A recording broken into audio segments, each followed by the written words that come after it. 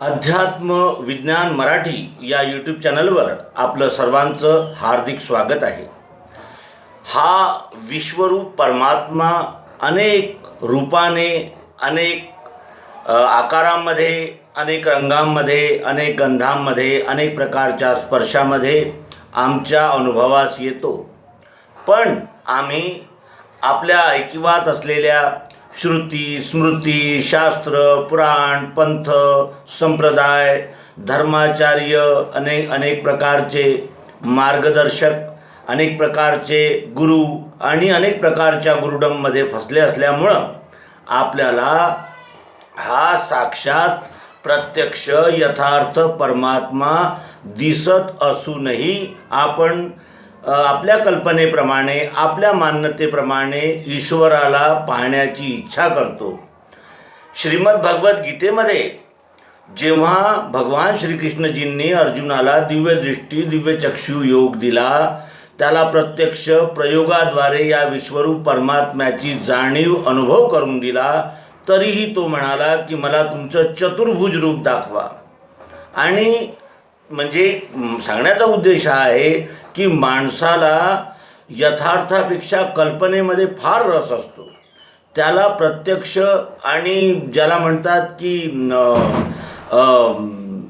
याने म्हणजे प्रमाणासहित सांगितल्यानंतरही त्याची श्रद्धा, त्याच्या मान्यता, त्याच्या समजुती आणि त्याच्या कल्पनेच्या पुढे जायची इच्छाच करत नाही।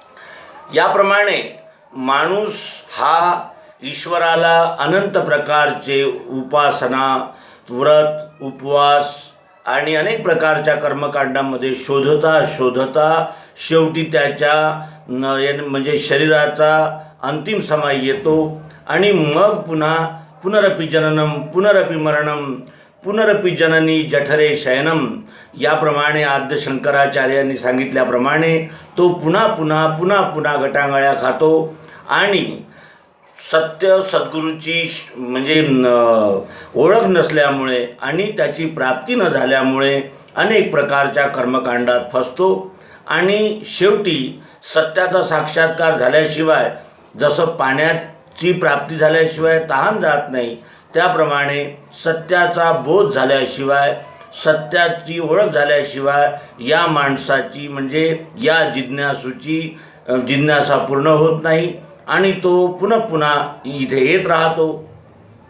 आणि इथे आल्यानंतरही त्याला अनंत प्रकारचे आता शरीर सोबत आहे त्याच्यामुळे हे शब्द, स्पर्श, रूप, रसगंध हे आपल्या इंद्रियांद्वारे तो भोगण्याचा प्रयत्न करतो।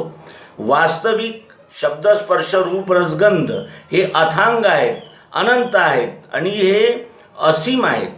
किती यांचा उपभोग घेतला तरी आपलं मन जे आहे ते तृप्त होत नाही, कारण यांना सीमा नाही। एका प्रकारचा जर स्वर ऐकला, एखाद्या प्रकारचा शब्द ऐकला तर मग याच्याहीपेक्षा चांगला शब्द, याच्याहीपेक्षा मधुर आवाज ऐकायची इच्छा होते। एखादा स्पर्श गोड म्हणजे छान, मुलायम आणि मोठा आकर्षक वाटला तर मग याच्याहीपेक्षा जास्त चांगले स्पर्श भोगण्याची इच्छा। तर जशी इच्छा वाढत जाते, जशी त्याची वासना वाढत जाते, तसं त्याचा प्रवास हा म्हणजे संपत नाही आणि त्याला पुन्हा जोडीला जोड असं करता शेवटी त्याच्या हाती अतृप्तता येते आणि यालाच काम असं म्हटलं आहे। काम काय आहे हा आजच्या शंका समाधानाचा पहिला प्रश्न आहे। काम काय आहे? काय आहे काम? ज्याला भगवान श्रीकृष्णजी दुष्पूर, अधासी, महापापी असं म्हणतात, तो काम आहे काय? कामाची व्याख्या काय करता येईल?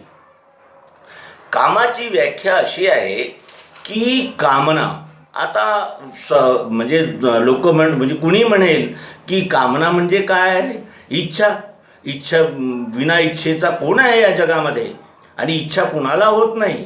आणि कोण असा आहे जो इच्छेच्या पलीकडे जाईल? ईश्वर दर्शनाचीही इच्छाच होते माणसाला, कुठे जाण्याचीही इच्छाच होते, इच्छाच आहे ती। मग याला काम का म्हटलं आहे? काम, त्याला इच्छा म्हणजे सामान्य म्हणजे मागणी, ती इच्छा।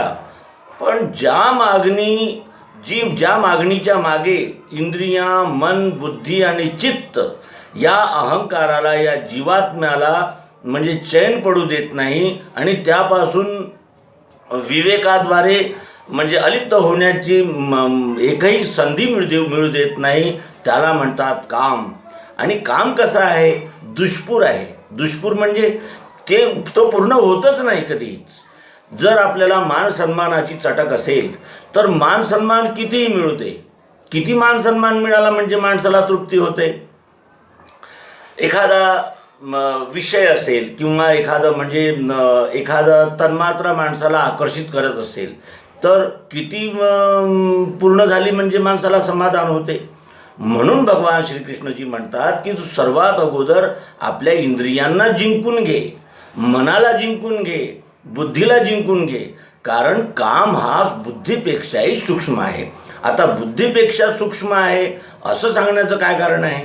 बुद्धीपेक्षा सूक्ष्म आहे असं का म्हणतात भगवान श्रीकृष्ण गीतेमध्ये?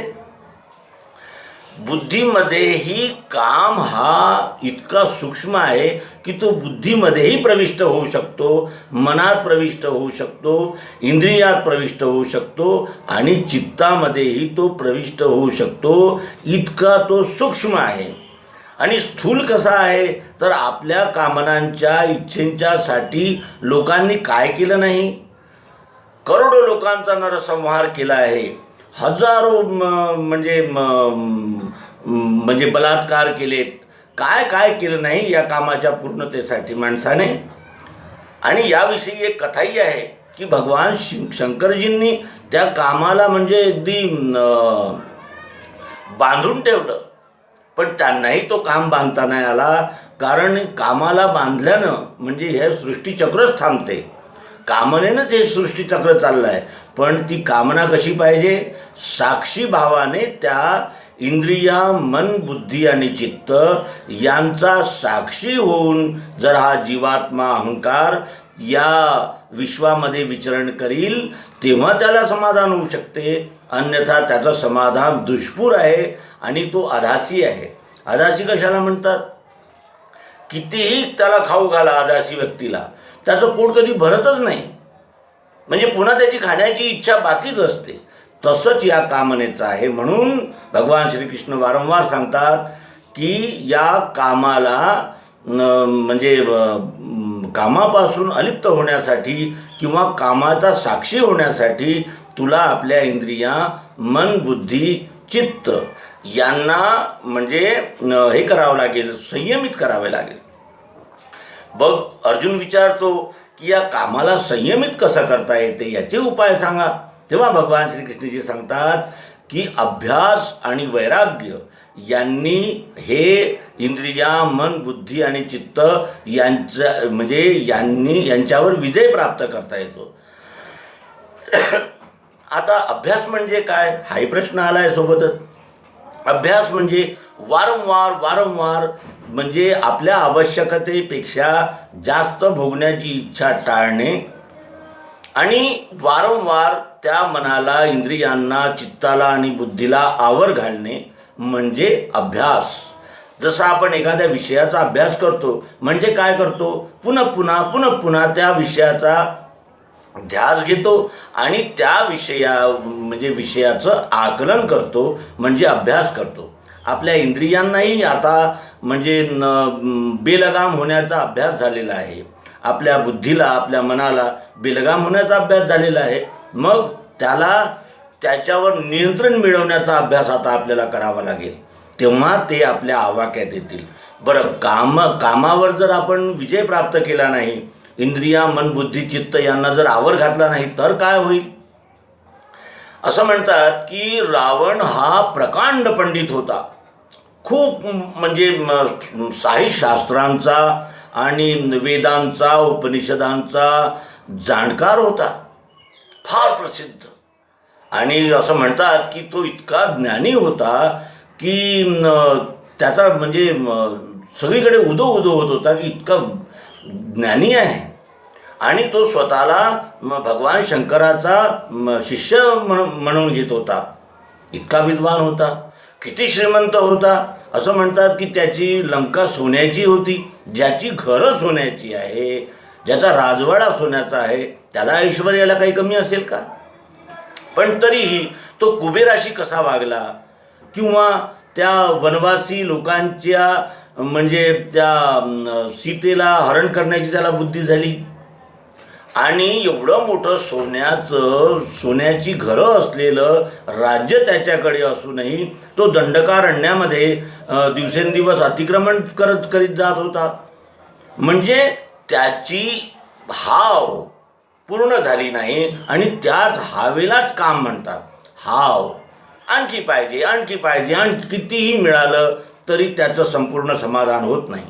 आणि असा रावण जो देवतांना जिंकलं ज्याने, तो शेवटी काय त्याला अपयश मिळालं आणि काय त्याची अपकीर्ती झाली हे सर्वांना माहीत आहे. तर सांगण्याचा उद्देश असा आहे की आता अभ्यास आणि वैराग्य म्हणजे काय? अनुरागापासून दूर होणे म्हणजे वैराग्य या शब्दाचा अर्थ वैताग होत नाही. एखाद्या माणसाला एखादा विषय मिळाला नाही, किंवा एखादी त्याला बाब मिळाली नाही, किंवा एखादी वस्तू मिळाली नाही, किंवा एखादा भोग मिळाला नाही, तेव्हा तो वैतागतो. आणि वैतागून मग ते परांगमुख झालो असं दाखवून त्या विषयापासून किंवा त्या वस्तूपासून, तो त्या भोगापासून वेगळा होतो. याला वैताग म्हणतात. पण वैराग्य कशाला म्हणतात?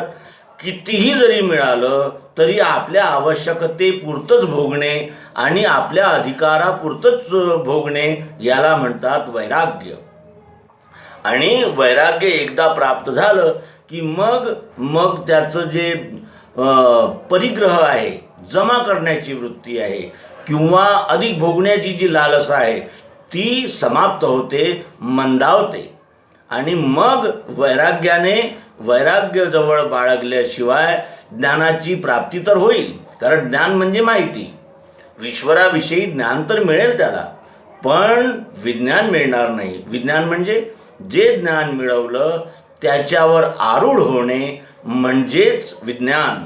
आणि जोपर्यंत अध्यात्म विज्ञान मिळणार नाही तोपर्यंत त्याला तृप्ती होणार नाही. ज्याप्रमाणे पाणी मिळाल्याशिवाय तहान भागत नाही, तोपर्यंत हे अध्यात्म अनुभवात आणि आचरणात आल्याशिवाय कुणाला स्थायी शांती समाधानाची प्राप्ती न झाली आहे, न होणार आहे. तर मित्रांनो, काम काय आहे याविषयी जो प्रश्न आला आहे त्याचा आपण यथामती समाधान करण्याचा प्रयत्न केला. आणि हे बोलणं इतकं सोपं आहे. कोणत्याही विषयावर बोलणं फार सोपं असते, पण त्याच्यावर आचरण करणं फार कठीण असतं. आणि याचा अनुभव आम्हाला पदोपदी येतो. आपण किती प्रकारची व्यंजनं खातो, गोड, खारट, तिखट, आंबट, तुरट, किती प्रकारची व्यंजनं खातो. तरी काही दिवसांनी पुन्हा ती इच्छा आपली समाधान होत नाही. आणि माझं आहेच, पण त्याचंही माझं झालं पाहिजे, याचंही माझं झालं पाहिजे, ही वृत्ती आपली जात नाही.